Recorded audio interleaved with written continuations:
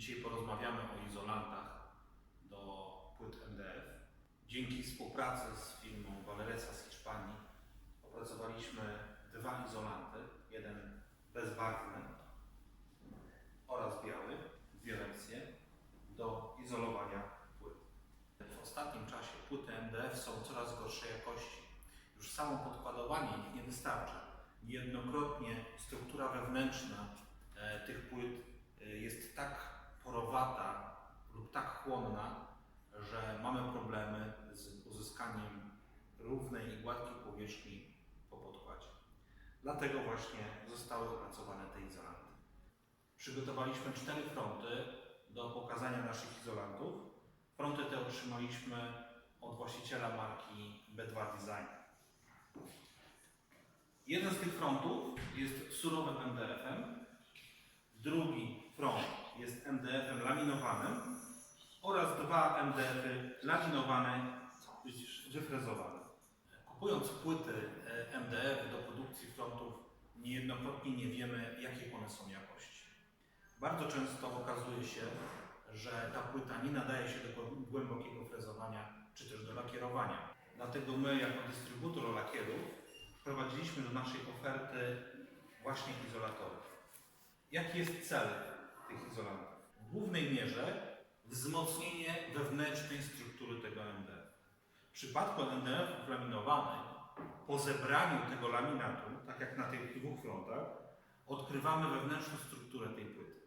Ona nie jest tak mocno zwarta, jest luźna, dlatego tą strukturę trzeba wzmocnić. Wzmacniamy to właśnie izolantami. Niektórzy producenci i dystrybutorzy lakierów do drewna proponują do izolowania takich płyt podkłady, ale zalecają ich rozcieńczenie, żeby one bardziej penetrowały tą płytę. To nie jest dobre rozwiązanie. Podkłady już z racji swojego przeznaczenia nie nadają się do takiej roli. Podkłady służą do wyprowadzania powierzchni. One już w swoim składzie zawierają wypełniacze. Te wypełniacze jeszcze po rozcieńczeniu mieszanki powodują, że siła wiążąca tych podkładów nie jest tak duża. I jego właściwości izolacyjne czy wzmacniające tą płytę są mizerne. Izolanty, jakie dzisiaj chcemy przedstawić, to 110051, jest to bezbarwny izolant MDF oraz jego biała wersja o symbolu 14012. One już w swoim składzie posiadają zwiększoną ilość żywicy, co powoduje, że jego właściwości wiążące są dużo lepsze. Dzisiaj Jacek pokaże nam, jak izolować płyty MDF. Zrobimy to kilka sposobami.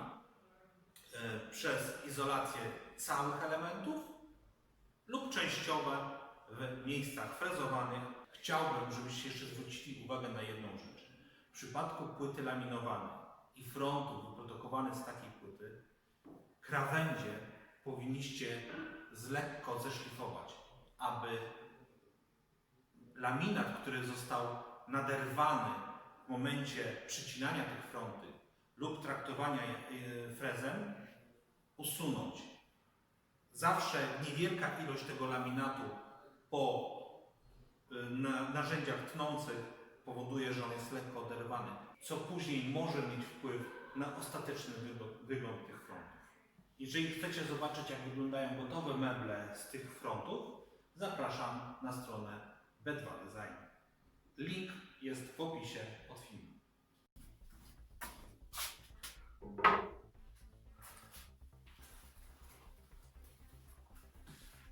Ten element wylakierujemy izolantem bezbarwnym. Izolant bezbarwny jest trochę bardziej penetrujący, ma bardziej zwartą strukturę. W przypadku izolantów białych, przez dodanie bieli tytanowej, lekko go osłabiamy, a w niedużym stopniu.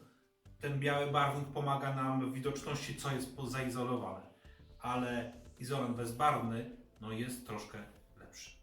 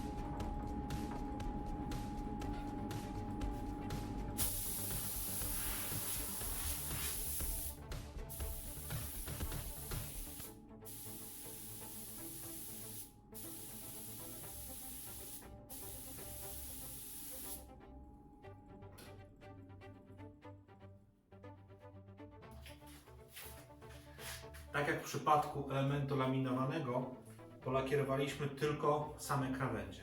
One były traktowane narzędziem tnącym, tamten MDF jest bardziej poniszczony, dlatego tylko tutaj zabezpieczamy.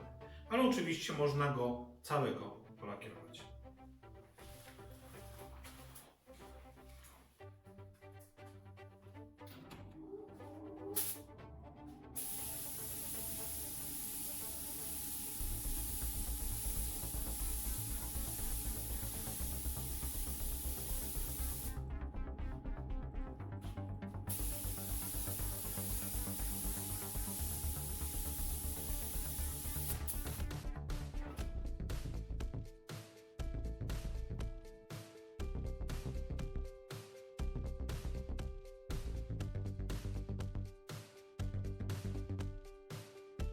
Jeżeli podkład będziemy nakładać przed upływem 3 godzin, to nie trzeba szlifować izolantu, ewentualnie tylko załamać włos. Jeżeli ten okres między zaizolowaniem a zapodkładowaniem będzie dłuższy, to zastosujmy papier 320. Dziękuję. Dziękuję.